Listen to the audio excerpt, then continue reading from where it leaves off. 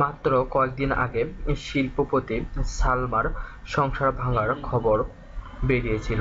এবার গুঞ্জন উঠেছে অভিনেত্রী শাকিরের সংসার ভাঙার। গত নভেম্বর থেকে স্বামীর সঙ্গে থাকছে না শাকিরা।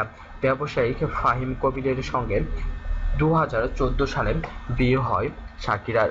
বিয়ের পর সংসার নিয়ে ব্যস্ত ছিলেন এই অভিনেত্রী। এরপর মা হয়েছেন তিনি। হঠাৎ করে শোপিজের মতো ভেঙে গেল তার সংসার। তবে এই বিষয়ে এখনো মুখ খুলতে রাজি নন শাকিরা। তিনি বলেন, কাজের বিষয়ে জানতে চাইলে বলুন, এখন আমি কী নিয়ে ব্যস্ত আছি।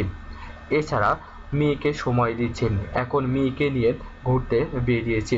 শুক্রবার রাত 10টায় এমন কথা বলেন শাকিরা। এ সময় শাকিরা বলেন, এখন মিডিয়ার কাজ নিয়ে ব্যস্ত সময় যাচ্ছে আমার। সম্প্রতি আবদান আল রাজীবের নির্দেশনায় প্রাণের একটি বিজ্ঞাপনে কাজ করছেন তিনি। শীঘ্রই এটি প্রচার হবে। আগামীতে খণ্ডনাটকের জন্য শিডিউল দিয়েছেন শাকিরা। এখন নিয়মিত কাজ করছেন শাকিরা।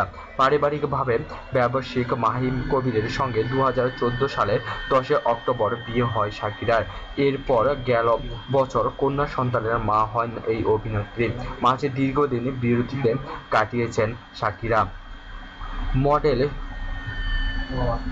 শাকিরা অভিনয় জগতে পা দেন 2006 সালে। 2010 সাল থেকেই তিনি অভিনয় করেন, কিন্তু হঠাৎ 2013 এপ্রিলে তিনি নাটক ও মডেলিং থেকে সরে দাঁড়ানোর ঘোষণা দেন। মাত্র 3 বছরের ক্যারিয়ারে ব্যাপক জনপ্রিয় হন শাকিরা। 2014 সালে বিয়ের পর সংসার নিয়ে ব্যস্ত সময় কাটান। দীর্ঘ বিরতির পর আবারও মিডিয়াতে ব্যস্ত হয়ে পড়েছেন এই অভিনেত্রী।